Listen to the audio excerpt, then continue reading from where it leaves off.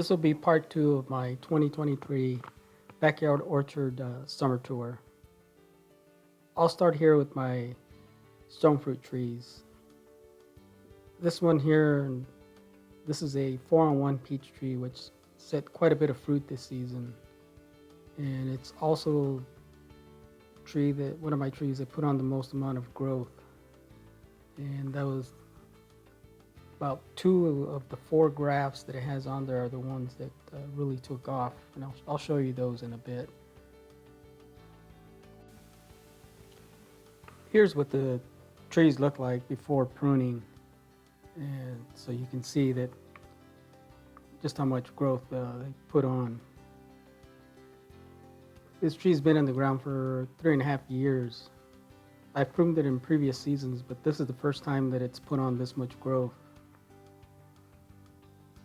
As I said, this tree has 4 different grafts on it, which ripen at different times, which is really nice because you get successive ripening in a longer fruiting period. This is the first graft here. This is a May Pride peach. This one here, as you can see, the graft has put on the most growth.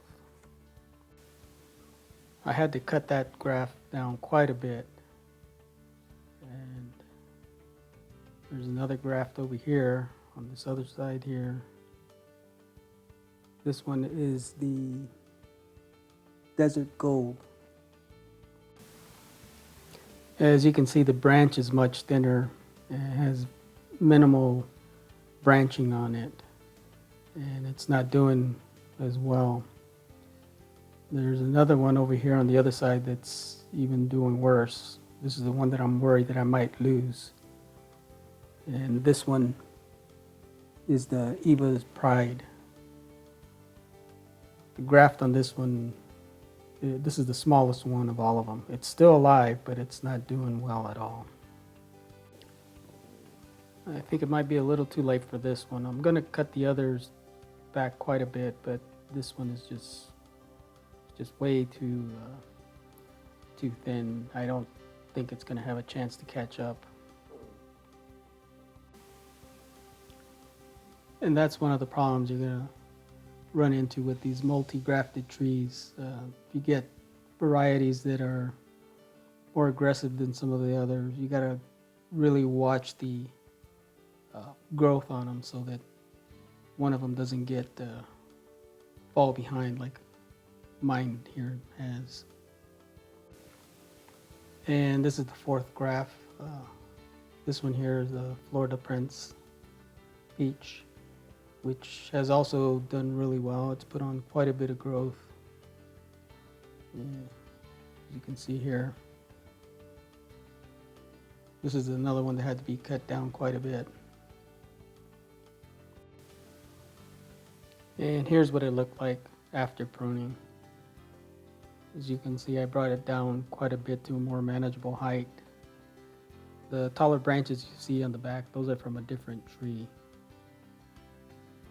That's a Santa Barbara peach tree, and I'll show you that one in a few. And although I've taken these grafts down quite a bit, I'm certain before the end of the season I'm going to have to come back and do a little bit more pruning just to keep them more of a manageable height and allow some of the other grafts to catch up if possible. Here's all the branches that I took off. As you can see, it's quite a bit of growth.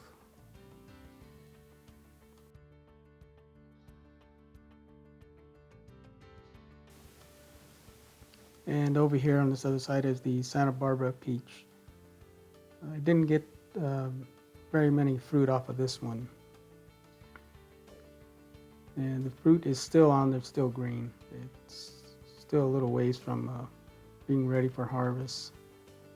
There's a few on there, but like I said, didn't get anywhere near as many as I did on the 4-on-1 peach tree. And here are my nectarine and nectar plum trees. This one here in the front, this is a spicy nectar plum.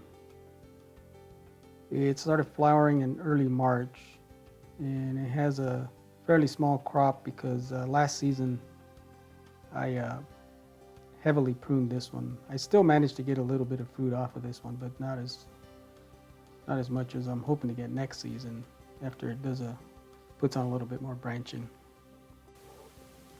This other one here is my Sauze King Nectarine.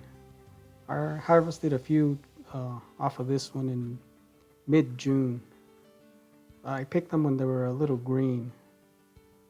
This variety tends to split on the bottom, so I was hoping to pick them early and allow them to ripen on the counter, but as you can see, they still managed to split. And tucked away, hidden in here, is a Snow Queen Nectarine, which I didn't get any fruit off of this one.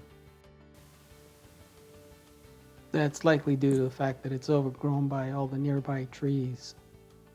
There's a fig tree that's put on quite a bit of growth. This one here, it's a Little Miss Figgy. And also the apricot trees have put on a substantial amount of growth. So all of these trees here in this group are going to need to be cut back. Hopefully then it'll do better.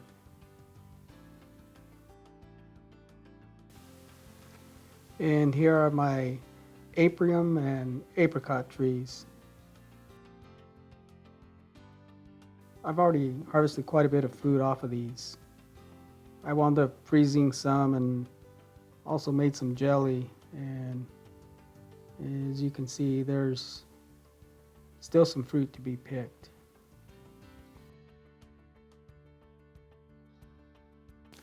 This one here in the front is the cotton candy apium, and it's the one that produced the biggest crop.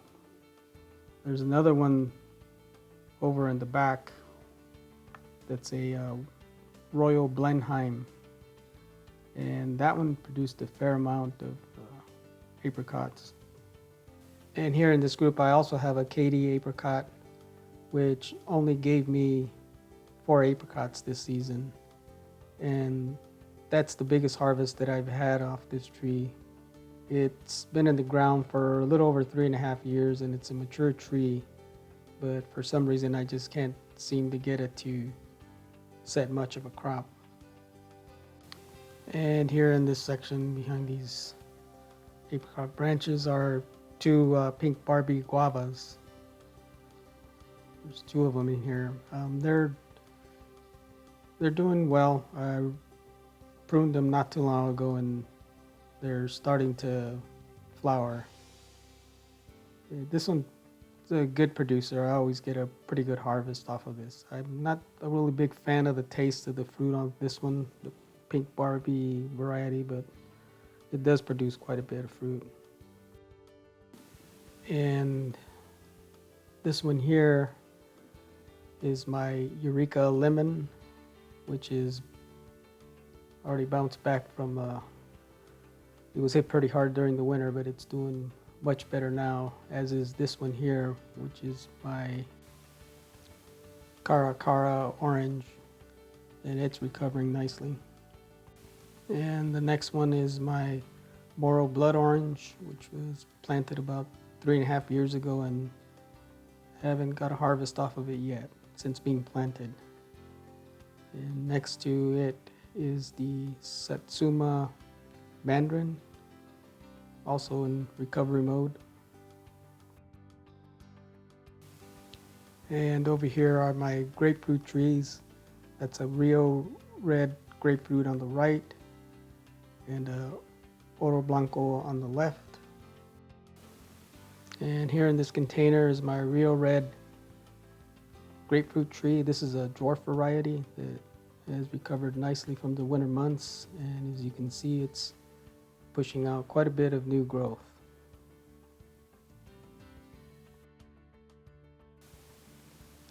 And here's my Meyer lemon tree that's also doing very well, putting on good growth. Hopefully, no flowers on this one yet, but hopefully this will push out some flowers soon.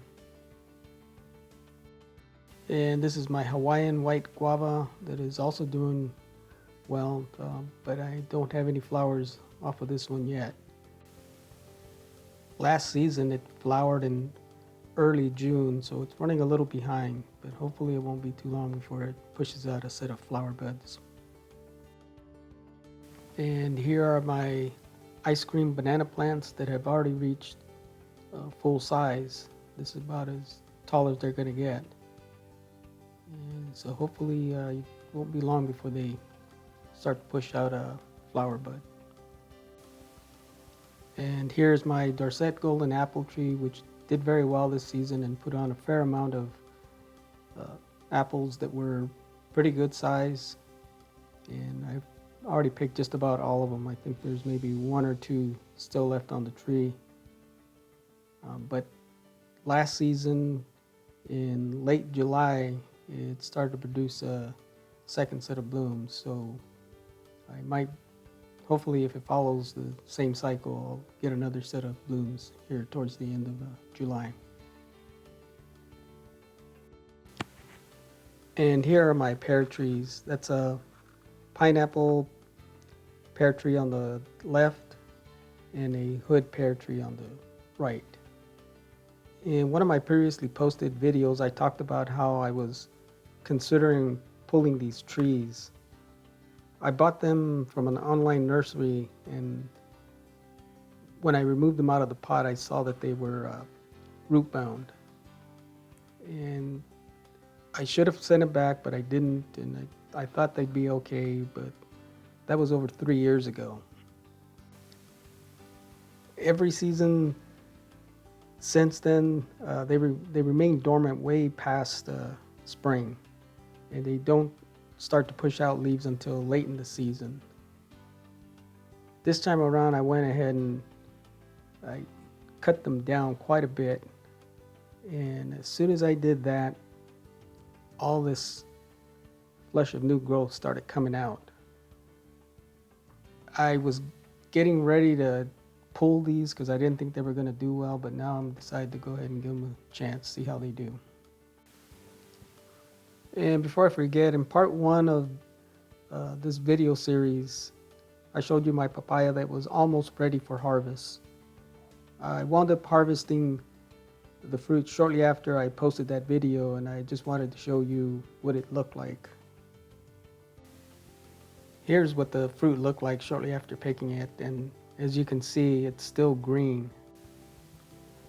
I did a little research and read that if you pick them green, you can avoid the insects getting to them and any birds poking at them as they ripen if you leave them on the tree. So I picked it green and I wrapped it in some newspaper and then put it in a paper bag, and I let it set for about 4 days, and it wound up ripening pretty well. Here's what it looked like after 4 days sitting on the counter wrapped in newspaper in the paper bag.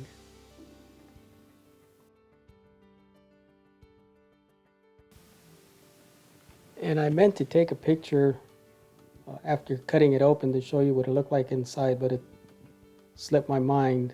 But here's a picture of one that was previously harvested last season. It was basically the same thing. This one's a little bit more rounder, but it had about the same amount of seeds and flesh, and the color was about the same as what you see here. Okay, now back to the tour. This next tree I haven't talked too much about in any of my previous videos. This is a blue Lilly Pilly, also known as a blue cherry, which I bought from an online nursery about 3 years ago. And it's put on quite a bit of growth, and as you can see here, it's producing its very first set of flower buds. This is the first time it's ever flowered, so I'm not sure if I'll be able to get any of these to set fruit. This is a tree that originates out of Australia, and it produces a sweet, crunchy fruit that grows, small fruit that grows in clusters. And they can be eaten fresh right off the tree. And it's an alternate, supposed to be an alternate bearing fruit tree. There's quite a few flower buds scattered throughout the tree, so hopefully some of these will set and I'll be able to taste it. And if I do get it to set fruit, I will be making a flower to harvest video on this one.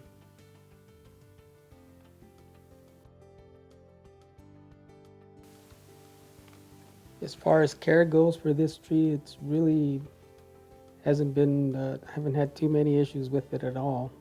I have it growing in a container, a 7-gallon container, so they're quite suitable for container grown trees. These trees are listed as fast growers, so as soon as it's done with this fruiting cycle, I will be transplanting it to a larger grow bag. And before closing out this video, I wanted to show you some new additions to my backyard orchard. This is a Caimito or star apple, and I'll list the variety on the screen. It's a really young tree, but these are supposed to be fast growing, so hopefully it'll put on some good size soon.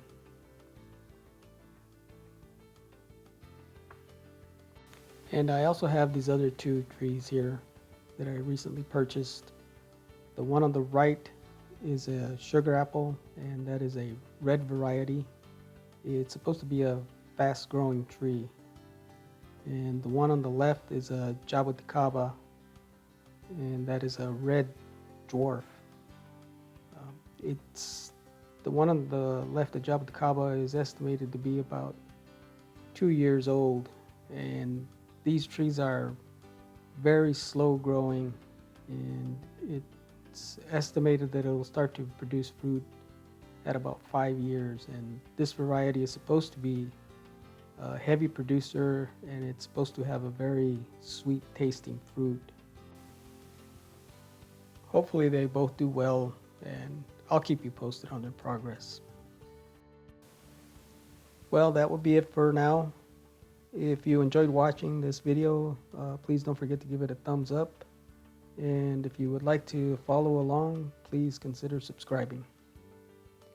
Until next time, as always, stay safe, grow your own, and thank you for watching.